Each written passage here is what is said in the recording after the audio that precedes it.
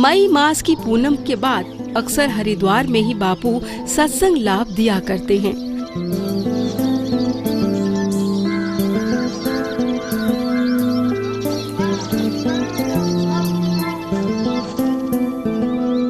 गंगा किनारे दुर्लभ रास्तों से होकर निकलना हो या नाव में केवट बनकर नदी के उस पार पहुंचना हो, बापू इन सब से कोई गुरेज नहीं करते और अपने भक्तों को फायदा पहुंचाने की हर संभव कोशिश कर लेते हैं।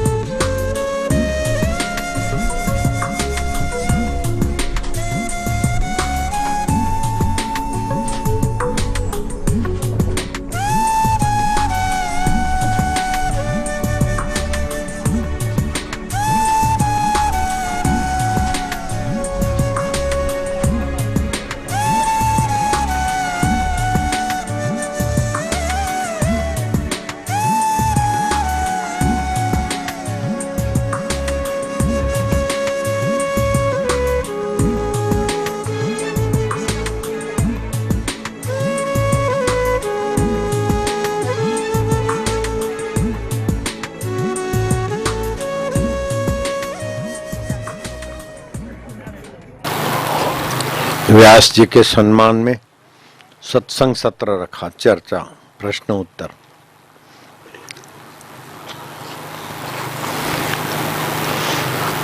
तो कोई किसी का कुछ प्रश्न, किसी का कुछ प्रश्न उत्तर। एक प्रश्न हुआ कि सबसे ज्यादा धरती पे मनुष्य शरीर पाया हो और सबसे ज्यादा गया बीता कोवा जघन्य भूलोके, जघन्य गया बीता। किसी ने कहा पापात्मा जघन्य, किसी ने कहा निर्धन को सब ठुकराते हैं, वही घृणा का पात्र हो जाता है। किसी ने कहा अपने अपने ढंग से। आखिर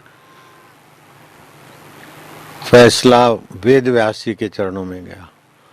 जो वेद व्यासी कहेंगे वो सर्वमान्य होगा।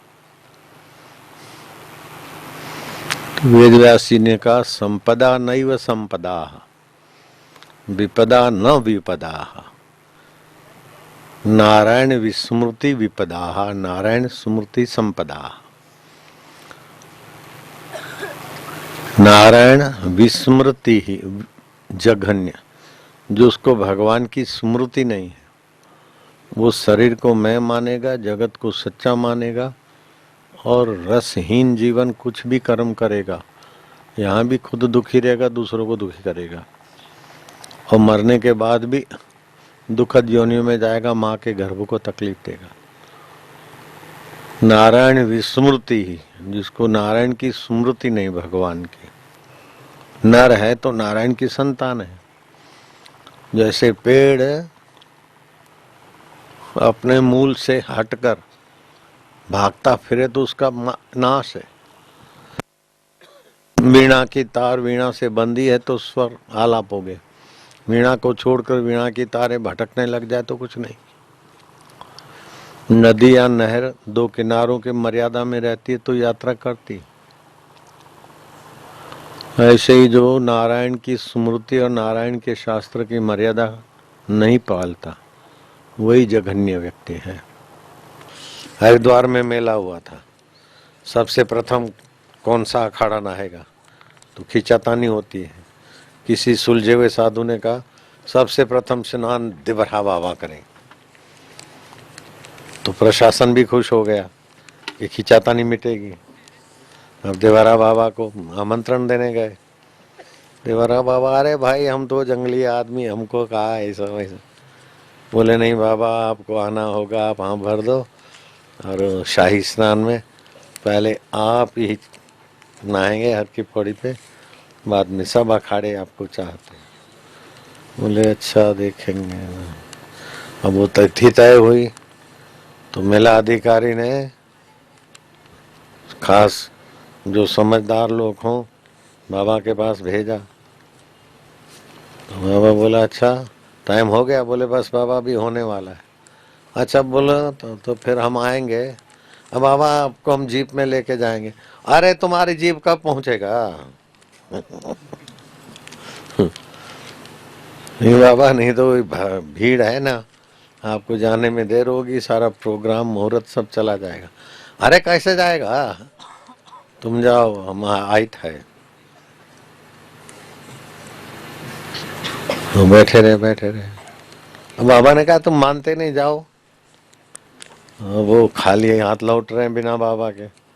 तो सुकरते जाके अधिकारियों को कहा कि बाबा जी को तो हम बहुत बोले, लेकिन सिद्ध पुरुष हैं, कहीं नाराज होके बोल जाएंगे, तो फिर वो अभी आ रहे हैं। अरे बोले पागल हुए, बाबा जी नहा गए और साधु नहा रहे हैं। अखबारों में छपाता है। बाबा जी सोचे संकल्प से आए, प्रकट हुए, यहाँ नहा लिए, पहले भीड़ भाड़ उनको क्या लगती है। ऐसे बाबा ने भी अपने को बाबाओं का बाप घोषित नहीं कराया। अभी मैं नाव चला के उस पार गया, जंगल में एक साधु था। वो बोला आज मेरे बहुत विवल हो रहा था कि बाबा का दर्शन क्यों नहीं होता, दर्शन क्यों। तो आप आ गए, दर्शन दे दिया। कुछ दिन से वहीं रहता है। मैं क्या खाते पीते? बोले चना भिगा देता हूँ, एक सुबह को दूसरे सुबह को चबा लेता हूँ। 8 दिन हो गए, 10 दिन। मैं कुछ डालते? बोले नहीं। मैं क्या भाई, तो मेरे को जो कुछ बताना था उनको बता के आया। हम 2-4 दिन रहेंगे तो रहेंगे।